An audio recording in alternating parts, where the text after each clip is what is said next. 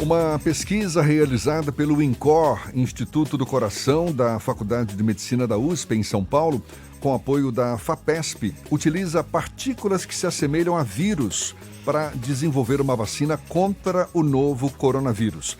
A expectativa é de que nos próximos dias essa vacina já comece a ser testada em animais. Um dos coordenadores da pesquisa, o biólogo e imunologista baiano Gustavo Cabral, é nosso convidado aqui no Issa Bahia. Conversa conosco agora. Seja bem-vindo. Bom dia, doutor Gustavo. Bom dia, bom dia. Obrigado pelo convite. É um prazerzão estar aqui com vocês. Prazer todo nosso, seja bem-vindo. São as chamadas VLTs, ou Virus-like Particles, ou seja, partículas que imitam um vírus, né, que estão sendo utilizadas nessa pesquisa para se chegar a uma vacina contra o novo coronavírus. Por que não material genético do próprio vírus para desenvolver essa vacina, doutor? Porque a gente conhece muito pouco vírus.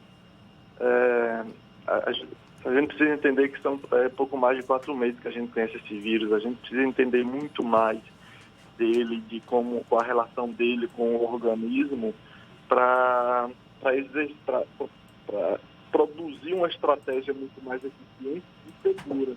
Então a gente escolheu trabalhar com essas partículas, com essas estratégias de vacinas que eu tenho trabalhado nesses últimos 5 anos na Europa, especificamente em Oxford, e na Inglaterra e em Berna, na Suíça, porque a gente já tem estratégias bem aplicadas e que demonstrou segurança. Então a prioridade é a gente ter uma vacina que seja eficiente e não faça mal, entende? Então a gente precisa ser muito cuidadosos com isso. Esse é o diferencial em relação a outras pesquisas que já vêm sendo desenvolvidas também Brasil afora, ou é uma técnica já muito utilizada? É uma técnica assim, bem utilizada em vários países no mundo, mas não aqui no Brasil. Como eu falei, esse trabalho eu tenho desenvolvido fora. Os últimos 5 anos eu passei fora do Brasil e tinham trabalhado demais com isso. Então, assim, eu tentar trazer esses trabalhos aqui para a gente ter nossa tecnologia aqui no Brasil. No mundo tem diversas estratégias sendo utilizadas que precisam também ter confiança que pode produzir algo muito bom. Mas, assim, cada país, cada grupo tem sua estratégia para desenvolver sua vacina e suas prioridades. Prioridades econômicas, prioridades de rapidez, estruturas dos laboratórios, as expertises, os profissionais que estão envolvidos. Então, assim, não é questão de criticar ou não. Assim, a nossa prioridade nesse momento é priorizar segurança, eficiência e trabalhar com o que nós podemos. Em especial, desenvolver essas tecnologias aqui no Brasil. Eu sempre comento que a ideia basicamente é a gente desenvolver essa vacina, a vacina aqui no Brasil, e estabelecer uma tecnologia que eu tentar trabalhar nesse período na Europa, aqui no Brasil, para que a gente possa utilizar para esse coronavírus e replicar para diversos outros alvos. É mais do que isso, é mais do que esse vírus. É trabalhar para esse vírus e poder replicar para diversos outros alvos. Doutor Gustavo. Que tenha segurança e eficácia. Doutor Gustavo, essa semana o ministro da Saúde, Nelson Teich, afirmou que o governo vem conversando com laboratórios internacionais para tentar garantir uma cota em possíveis vacinas que se mostrem eficazes contra o novo coronavírus. Segundo o ministro, o objetivo é evitar que o Brasil fique sem acesso a eventuais formas de combate a esse novo vírus. O senhor acredita que o governo possa preferir vacinas desenvolvidas fora do país em detrimento de vacinas que possam ser desenvolvidas aqui no país, como essa que está sendo pesquisada pelo INCOR? Olha, eu acho que o pessoal vai preferir o que vai ser melhor para eles. O que eu acho que nós como nação, tem que preferir que seja melhor para nós. Se países, Inglaterra, Suíça ou Estados Unidos desenvolver aquela vacina primeiro, eu acho que sim, eu acho que tem que buscar mesmo trazer para cá. Eu só não acredito que seja tão rápido e fácil assim. Eu acho que o país que desenvolver primeiro vai simplesmente falar a prioridade é a nossa nação e a segunda é quem paga mais. Então, por isso a importância da gente desenvolver nossa vacina aqui. Entende? Quer um exemplo tão simples de perceber? O Brasil é o país que menos faz testes do coronavírus. Porque a gente depende de importação, a gente depende dos insumos, a gente depende de tudo que vem de fora. Então, além dessa vacina, pelo amor de Deus, a gente tem que priorizar produzir algo aqui. Entende? Não é que a gente não tem que buscar fora, a gente tem que buscar fora. Mas a gente tem que priorizar o que a gente faz aqui também. A gente precisa estabelecer tecnologia aqui, pelo amor de Deus.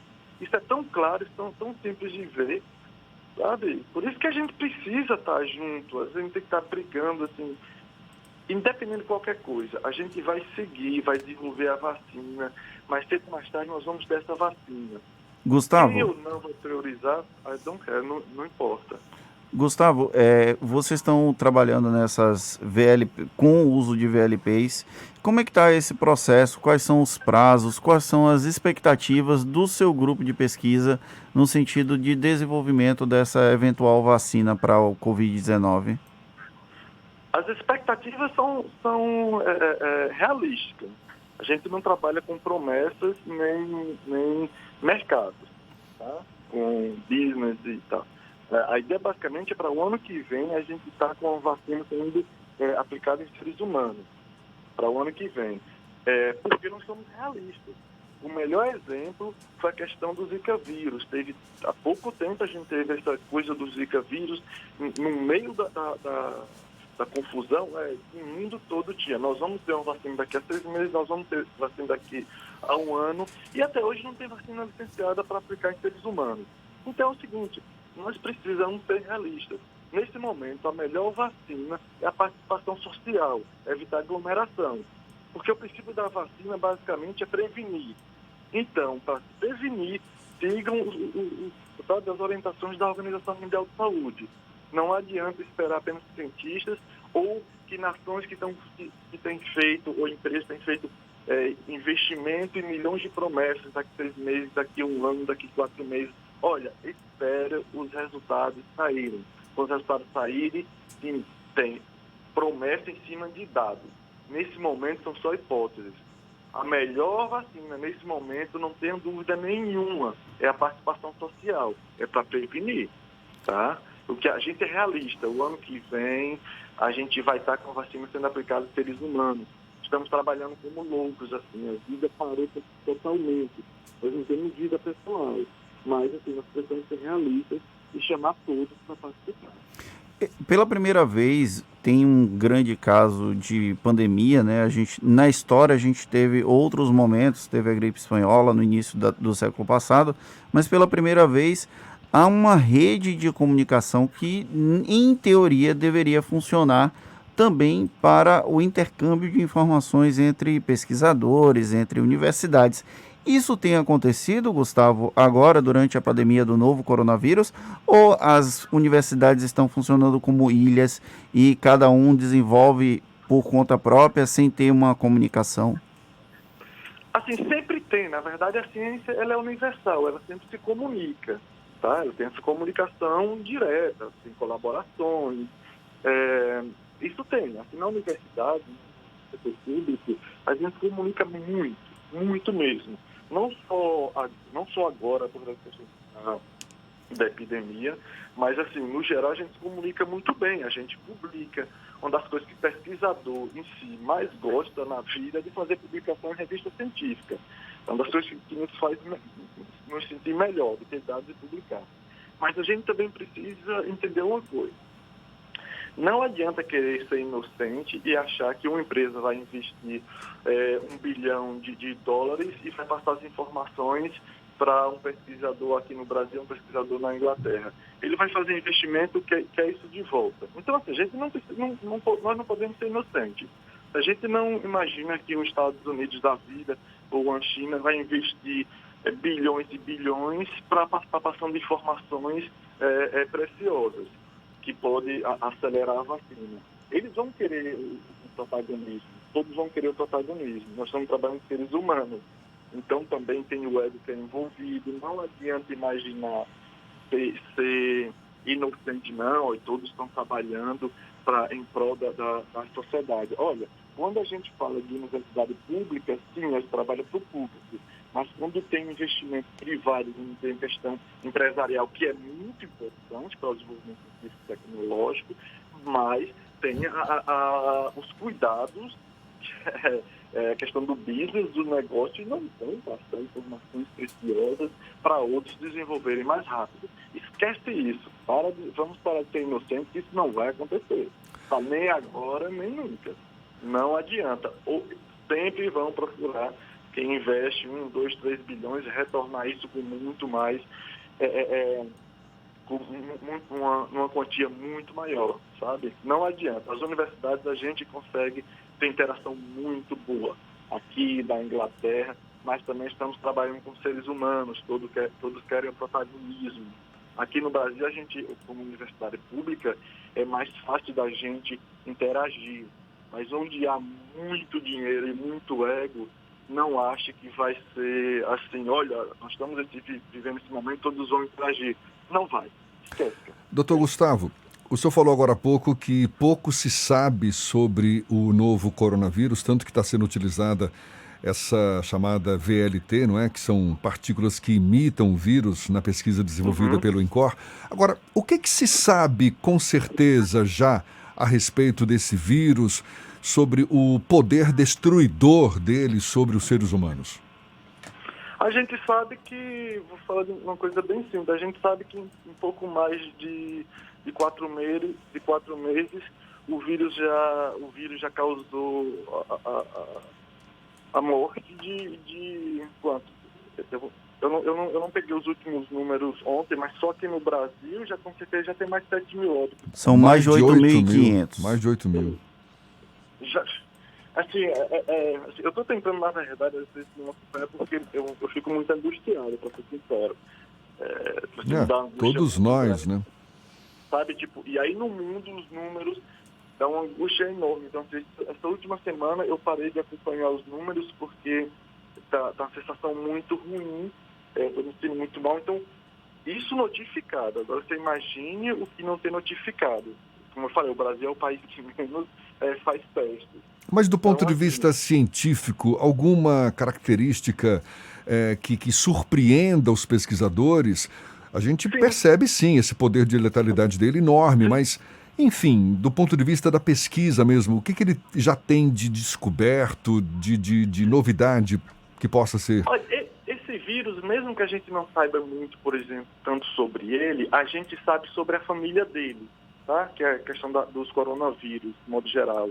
Esse é o SARS-CoV-2, então assim, houve adaptações, mas a característica dele, por exemplo, é muito comum. Então isso nos leva a desenvolver estratégia contra a família do coronavírus, tá? Então, no sentido de vacina, não complica tanto para a gente desenvolver. O que acontece é que a gente precisa de tempo para acompanhar, por exemplo, a capacidade dele de mutação. Por exemplo, a gente desenvolve uma vacina hoje, vai servir daqui a 6 meses? Vai servir daqui a alguns anos? Então, esse tipo de coisa que eu tento chamar a atenção. Eu não vou entrar na parte clínica, porque não é minha área. Eu acho que é o especialista que tem que falar. Mas, assim, nesse quesito de vacina, às vezes a gente precisa de tempo, porque qual a capacidade dele que ele tem de mutar, de fazer mutações? A vacina que eu faço agora vai servir daqui a um ano, então precisa ter esse acompanhamento.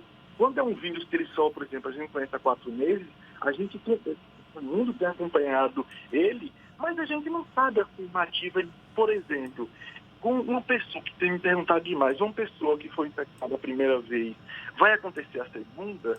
Eu vou falar, teoricamente, não. Mas eu não sei a capacidade do vírus ainda de mutar de um ano para o outro para fazer essa afirmativa de forma categórica. Você entende por que a questão da gente ser muito precavido quando se fala em vacina? Porque a gente requer tempo, entende? Quando a gente fala que quando a gente já tiver uma vacina eficaz, isso significa que a gente já vai ter conhecido todo esse potencial ainda sendo pesquisado desse vírus? Todo esse potencial não, mas a sua boa parte sim. Por exemplo, está sendo sequenciado esse vírus em todos os lugares assim, no mundo. Então já faz a comparação. Então a gente vai comparando. Tá? Por exemplo, se a estratégia funcionar, uma estratégia para produzir essa vacina funcionar, Então a gente já sabe que a gente deve seguir aquele caminho. Mas olha, e se o vírus mutar? Se o vírus mutar, a gente muta também. A gente só faz mudar a estratégia. Mas nós já sabemos que aquele caminho é o caminho para seguir. Tá? Então, assim, conhecer o vírus no todo não é tão simples assim, tá? Olha, a gente tem um vírus do HIV que a gente conhece ele de uma ponta a outra e até hoje a gente não tem a vacina. Então, assim, a briga pela vida. Tem uma vida inteira para isso, né? Tem uma vida inteira para isso, né? Exatamente, não, é a vida. Assim, quando a gente monta hipóteses, a gente trabalha na hipótese, a gente precisa ter os melhores especialistas, pessoas com o mais alto nível de formação. Mas olha, a vida sempre vai nos pregar uma surpresa. Não adianta a gente imaginar que sabe tanto assim, porque a vida sempre vai nos pregar algo e vai nos colocar para baixo. Fala, olha, a gente precisa ser humilde e entender mais como é que as coisas funcionam. Gustavo, por isso que eu sempre chamo a atenção do realismo. Gustavo, a Luciana, uma ouvinte nossa da Alemanha, está dando os parabéns pelo seu trabalho. E aí eu vou fazer a última pergunta. Você, quando estava no interior da Bahia, imaginaria que nesse momento, durante uma pandemia como a do novo coronavírus, estaria à frente de um grupo de pesquisas, participando de um grupo de pesquisas que pode trazer uma vacina para solucionar esse problema para a humanidade? Primeiro, obrigado aí pelos parabéns, da ouvinte, super obrigado, e todos vocês também. Eu vou te falar, de forma alguma. Eu sempre pensei em fazer algo bacana, mas a princípio a única coisa que eu queria era sobreviver, era ter um emprego, ir para a universidade, conseguir um emprego, ter uma casa para morar. Nada de imaginar, isso é sonho demais para a cabeça de quem vivia lá na condição que eu vivia. Agora sim, com as coisas a gente vai se descobrindo e a gente percebe que a gente pode fazer algo muito mais do que para nós. Então, se a gente consegue perceber que a gente pode ser muito mais útil do que como indivíduo. Assim, para mim, para o Gustavo, eu já consegui muito mais do que eu imaginava. Ter minha casa para morar, posso viajar ao mundo, posso exercer meu trabalho de forma livre e eficiente, mas o Gustavo não é só indivíduo. Não pode ser só indivíduo. Então, assim, não imaginava de forma alguma. Mas já que estamos aqui, vamos para a luta. Tá certo. Olha, tenha certeza que muita gente está desejando sucesso, te parabenizando por essa pesquisa e a gente também, não só te desejando sucesso, mas agradecendo pela sua disponibilidade, pelos seus esclarecimentos. Boa sorte. Muito obrigado, doutor Gustavo Cabral, que é biólogo e imunologista baiano, um dos coordenadores dessa pesquisa que está sendo desenvolvida pelo INCOR, o Instituto do Coração da Faculdade de Medicina da USP, em São Paulo, com apoio da FAPESP, e a gente na expectativa de que essa vacina chegue logo a todos nós. Mais uma vez, muito obrigado, doutor Gustavo, e um bom dia para o senhor. Bom dia, obrigadão a vocês, e parabéns aí pelo trabalho de todos, tá? Abração para todo mundo aí. Essa conversa vai estar disponível logo mais também nas nossas plataformas no YouTube, Spotify, iTunes e Deezer. Agora 8h45 na Tarde FM.